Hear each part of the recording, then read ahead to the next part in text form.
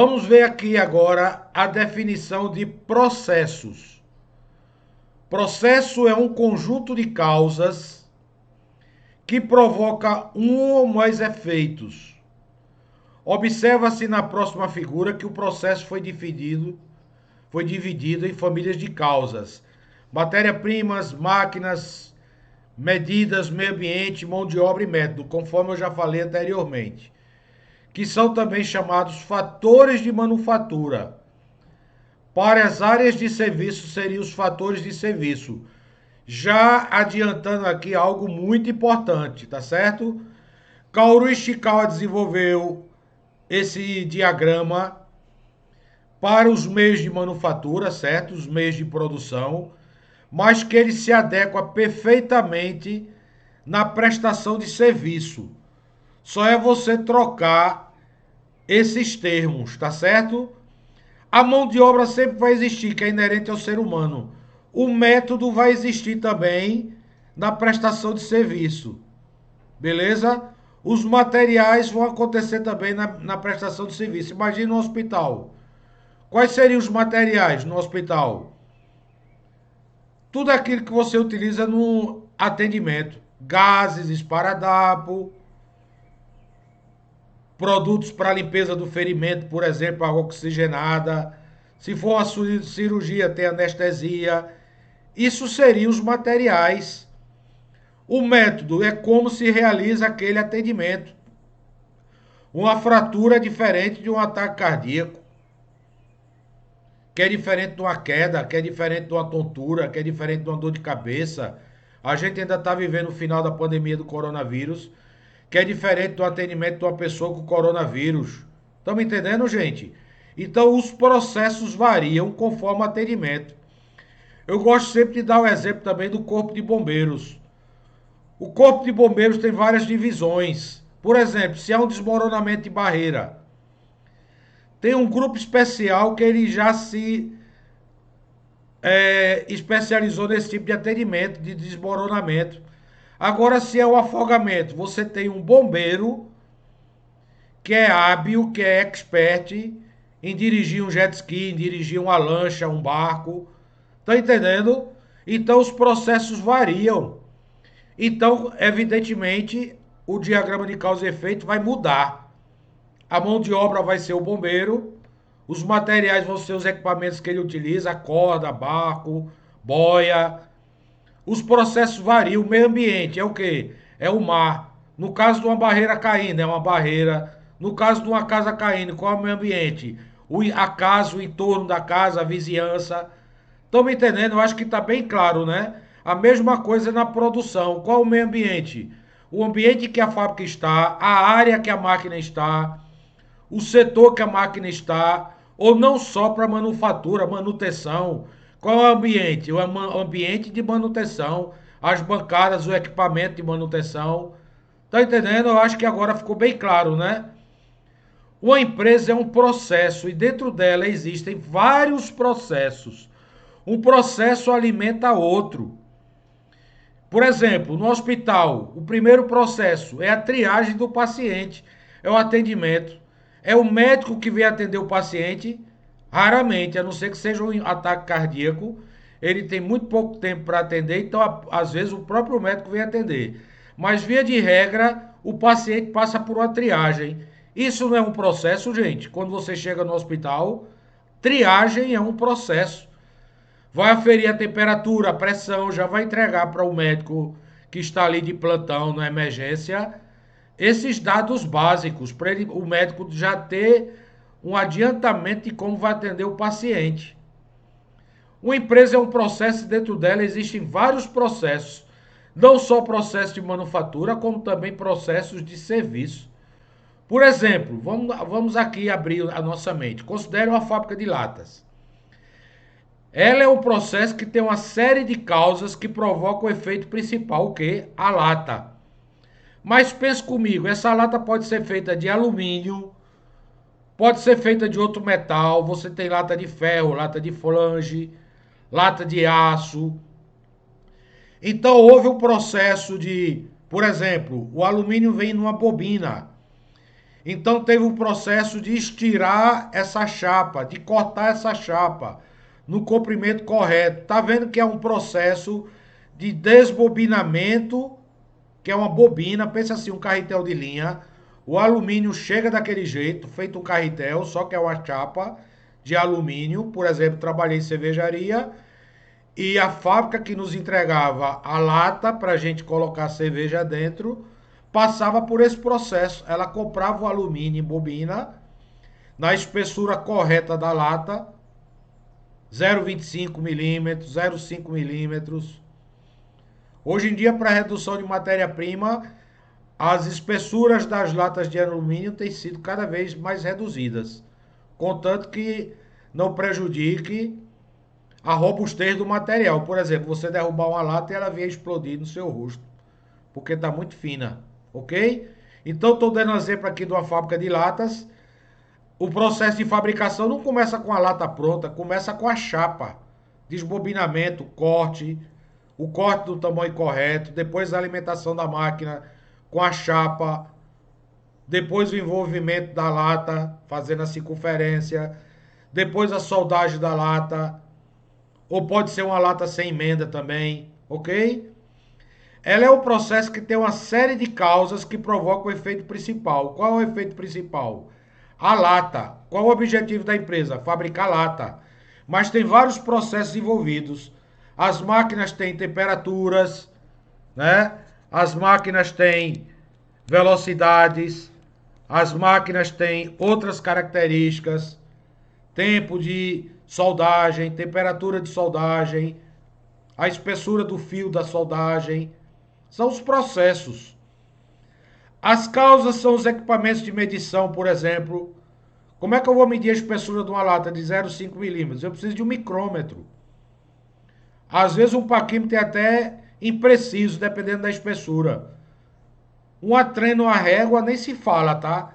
Existe o equipamento de medição para cada processo que você está trabalhando. Só estou dando um exemplo. No caso de uma espessura fina, nem um paquímetro é preciso. Às vezes você precisa de um micrômetro, que é o quê? É o milímetro dividido por 1000. Veja o nível de precisão. As matérias-primas, a luminosidade do local. Imagine você trabalhar no escuro.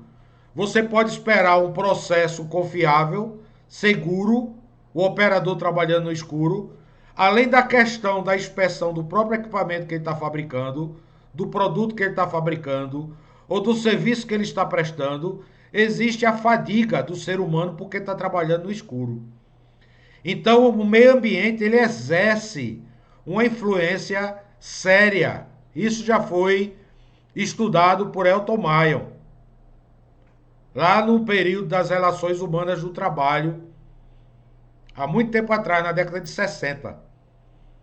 A mão de obra treinada, imagina um operador, um funcionário, um bombeiro, ou um enfermeiro, ou um médico, qualquer ramo de atividade, o caixa de banco. Imagine qualquer ramo de atividade, gente. O fisioterapeuta, numa academia de ginástica, você tem o personal trainer. Se esse cara não for bem treinado, ele pode provocar uma lesão naquele aluno que está fazendo exercício. Tá entendendo? Eu estou abrindo aqui o leque. Eu estou abrindo o leque para você entender. Concorda que serviço está em tudo? Eu estou fazendo essa gravação dessa minha aula. Estou precisando de internet. Vamos supor que o cara que veio instalar a internet está errado. Eu não vou ter a velocidade que eu preciso de transmissão. Então, serviço e produtos sempre tem processos envolvidos. Ok? A mão de obra tem que estar treinada e tem que ter um método de fabricação ou de prestação de serviço bem relatado, bem detalhado, bem explícito. Senão as pessoas envolvidas nos processos, elas não terão condições de desempenhar aquela função a contento. O que é a contento? Conforme se deseja, se precisa, se necessita. Mesmo esses processos menores podem ainda ser subdivididos em outros processos, de forma a facilitar o gerenciamento. Enquanto houver causas e efeitos, haverá processos. Esse conceito de divisibilidade de um processo permite controlar sistematicamente cada um deles separadamente, podendo dessa maneira conduzir a um controle mais eficaz sobre o processo todo. Pegando um gancho aqui no sistema Toyota de produção, que é uma filosofia criada há muito tempo dentro da Toyota, desde a fábrica de Teares, posteriormente na fábrica de automóveis. Tinha um engenheiro, depois se transformou num consultor da empresa, Taishi Ono, o nome dele. Ele protagonizou a filosofia do sistema Toyota de produção. E uma das coisas que ele mais fez na vida foi observar processos. O que ele está dizendo aqui nesse tópico é isso. Quanto mais você explodir, subdividir os processos, mais perto você está na causa raiz, naquilo que provoca os problemas. Estão me entendendo, gente? Então, o diagrama de causa e efeito, ele é muito importante e não tenha preguiça, não tenha receio de fazer quantos diagramas de causas e efeitos forem necessários para esmiuçar, detalhar os seus processos, independente da área que você trabalha. Eu costumo dizer que o analista de qualidade é uma profissão extremamente importante e promissora, porque ela está presente em todas as áreas do conhecimento. Até em banco existe controle de processos. Existe controle de qualidade. Por exemplo, se um caixa passa um troco errado, é bom ou ruim para o banco? É lógico que é ruim. E é ruim também para o bolso do caixa. Então, existem processos que fazem com que esse risco de passar um troco errado seja reduzido. Eu sou muito claro, muito prático. Eu não estou aqui dizendo eliminar. Porque você está lidando com o ser humano e provavelmente algum dia vai ter um erro de troco. Mas o objetivo aqui é reduzir ao máximo possível o erro, reduzir o erro ao máximo possível, ou seja, ter o mínimo de erro, tá? Controlando-se os processos menores, é possível localizar mais facilmente o problema e agir mais prontamente sobre sua causa. Infere-se que o controle de processos é uma prática que se inicia com o presidente da empresa, pois o processo maior, a empresa, é de sua responsabilidade. E ele vai descendo. Por que a gente fala que o processo maior começa com o presidente da empresa? Porque ele tem um planejamento estratégico, ele sabe onde a empresa tem que chegar. Então esse processo tem que ser definido desde o mais alto escalão. Então você tem o nível estratégico, que é a alta administração, o presidente da empresa, os diretores. Você tem o nível tático, que são os gerentes, coordenadores, supervisores. E você tem o nível operacional, que são os encarregados, os líderes, os operadores em si, não só em manufatura. O caixa de um banco pode ser considerado a pessoa que está no chão da fábrica. Esse termo foi cunhado dentro da Toyota. Então é aquela pessoa que está diante do cliente, ok? O operador está diante da máquina. Ele está no Gemba, existe uma palavra em japonês para isso. Aquele que está no campo de batalha, assim como o soldado, assim como o bombeiro, assim como o enfermeiro no hospital, ele está na frente. O médico já está na retaguarda, ele está na UTI, ele está no consultório esperando o paciente. Veja essa imagem aí, que representa um processo robotizado, né? Como são complexos esses processos, quantos sensores tem envolvido nesse processo. Então, é um processo que se faz necessário ele ser bem destilado, bem debulhado, bem explodido, para que, caso tenha um problema, seja fácil a detecção, já que você trabalha com centenas de sensores.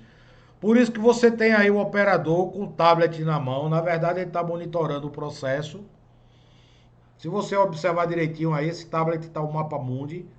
Mas o que ele está dizendo é que hoje em dia os processos se comunicam na nuvem, né? E a multinacional ela pode ter uma matriz em outro país e essa matriz ser capaz de identificar até o problema que se passa nessa filial, como eu já trabalhei em multinacionais que tinha essa característica. Tinha um sistema supervisório, que aí é outro curso, não vou abordar isso aqui, mas o sistema supervisório que dava a informação precisa do que estava acontecendo nas fábricas, nas filiais. Beleza? Beleza? Aqui você tem o diagrama de Ishikawa, um exemplo. Aqui é um motor de um carro, um veículo, que ele está consumindo muito combustível. Aí a gente fez esse exercício. Eu vou passar esse diagrama para você. Para você fazer esse exercício, você precisa primeiro fazer um brainstorming, que é uma reunião onde você traz as ideias que podem estar provocando aquele problema. Qual é esse problema? Excesso de consumo de combustível. Quais são as causas prováveis? A gente faz uma relação numa folha de papel A4, digitando ou escrevendo na mão, ou no quadro, ou no flip chart, as causas de forma aleatória. Depois a gente posiciona nas categorias. Quais são as categorias? Máquinas e equipamentos, métodos e processos, pessoas ou mão de obra, materiais ou matéria-prima, meio ambiente e medição. Vamos ver aqui esse exemplo para você entender bem direitinho. Um motor desregulado provoca excesso de consumo de combustível? Sim. Motor está em que categoria? Máquinas. Beleza? Você tem um dispositivo no veículo chamado bico injetor, por onde sai o combustível, tá? É como se fosse um esguichozinho, bem fininho. Pensa numa seringa de injeção. O bico de injetor, você tem uma parte elétrica e uma parte mecânica. O carro ele tem um computador central, que ele diz exatamente a quantidade de combustível que tem que ser aspirada na câmara de combustão, tá? O curso aqui não é de mecânica, mas só para você entender um pouquinho o que eu estou falando. Se esse bico injetor estiver obstruído, não vai sair combustível. Então, um dos pistões, a maioria dos carros trabalha o ciclo motor a 4 pistões, mas tem carro com 6, com 3, com 8, depende do veículo. Mas considerando a maior parte, são 4 pistões. Esses pistões fazem o movimento do virabrequim. Esse movimento aqui, ó, das minhas mãos, subindo e descendo. E quem faz esse pistão ter uma explosão na cabeça dele é a mistura do combustível, pode ser álcool, gasolina, óleo diesel, o oxigênio e uma centelha provocada por uma vela, tá? Uma centelha, uma faísca. Quando tem essa faísca, aquele ambiente ali ele está com uma mistura rica de gases combustíveis, como eu já falei, que pode ser álcool, gasolina ou diesel, e no caso do avião, querosene de avião. Você tem oxigênio, se oxigênio você não tem combustão, é preciso... Quando o pistão desce, na verdade ele está aspirando o oxigênio, tá? Quando ele sobe, ele está jogando os gases para fora da câmara de combustão. Quando tem a centelha, há uma explosão nessa câmara, que a gente chama câmara de combustão. Se esse bico injetor estiver obstruído, não vai ter combustível, vai ter oxigênio e vai ter centelha, mas não vai ter explosão. Então o carro vai consumir mais, porque ele só vai trabalhar com 3 cilindros. E o motorista até percebe que o carro vai começar a se tremer, porque esse ciclo de combustão não está completo, o ciclo motor. Beleza? Eu só dei mais detalhes sobre isso aqui para você entender um pouquinho como os processos e as máquinas, e no caso a matéria-prima aqui, que seria o próprio combustível, está envolvido, tá vendo? Métodos ou processos, uso do ar-condicionado. Concorda que o ar-condicionado vai fazer com que o carro consuma mais? Do ponto de vista das pessoas ou da mão de obra, aqui o condutor do veículo. Se ele dirigir em alta velocidade, ele vai consumir mais, com certeza. A rotação do motor vai estar mais alta, então ele vai consumir mais combustível. Dependendo também da forma que o motorista dirige. Se você quisesse expandir uma subcategoria aqui, esse motorista ele poderia conduzir o carro de forma errada, porque faltou a ele treinamento. Já seria uma subcategoria. Aí a subcategoria do treinamento poderia ser assim, ó. Não fez autoescola. Ele aprendeu observando, ele aprendeu por conta própria. Tá vendo como o diagrama de causa e efeito é interessante? Ele vai explodindo as subcategorias até chegar numa causa primária. Vamos ver aqui um exemplo relacionado com materiais ou matéria-prima. Você pode ter um pneu descalibrado. Concorda que um pneu descalibrado, que a gente chama no popular, né? Ele tá baixo, tá murcho. Você vai provocar mais atrito do veículo no solo. Esse atrito vai fazer com que o carro ande como se estivesse freado. Isso com certeza vai aumentar o consumo de combustível. Ou um pneu com baixa qualidade, careca, ou um pneu com vazamento de ar, certo? Porque ele tem uma válvulazinha que você calibra, né? Você coloca aquela mangueira de ar para calibrar o pneu. Se aquela válvula estiver vazando ar, você vai baixando a pressão do pneu. Imagina, um pneu trabalha com 32 a 36 libras. E ele vai baixando, vai perdendo ar, vai perdendo pressão e vai gerando mais atrito entre o veículo e o solo. Chega o ponto que o carro não consegue nem se movimentar, porque a própria calota vai fazer contato com o piso. Beleza? Para você ver o que o material, o que a matéria-prima pode provocar no processo. Calor excessivo. O carro, quanto mais quente, você pode ter um problema de refrigeração no veículo. O motor do veículo tem que ser refrigerado a água. Então você tem bomba que circula água em várias etapas do motor. Porque o motor é um metal, se você está tendo explosão, é lógico que esse motor esquenta, então se você não esfriar o motor a contento, você pode até chegar ao ponto de fundir o motor. Por isso que o carro tem alarmes que quando o nível de água do radiador baixa, o motorista é avisado, tá certo? Mesmo um carro antigo já tinha a sinalização, que era através de um termostato. Quando aquecia demais o radiador, aquele termostato ligava a chave que piscava a luz no painel. Hoje os carros são muito mais modernos. Você tem computadores centrais com sensores muito mais precisos que está monitorando a temperatura em vários pontos do motor do carro, não apenas no radiador. Na parte de refrigeração, que são as mangueiras que circulam a água. Mas em partes críticas do motor, você tem sensores. E no caso aqui de medição, bomba de abastecimento descalibrada. Imagine que você vai abastecer, a gente vê isso na televisão quase todo dia, um posto de má índole, ele vai e adultera a bomba. Para quê? Para você pagar mais litros do que entrou no tanque. Preste atenção. Você pagou 40 litros, mas a bomba colocou 35. O medidor da bomba vai indicar 40. Aí você vai fazer a conta como se seu carro tivesse consumido 40 litros. Qual vai ser a sua dedução? O meu carro está consumindo muito. Só que não foi isso, foi a bomba descalibrada. Então, você está entendendo que medição é um fator importante, um fator chave no controle dos processos. Ok, minha gente?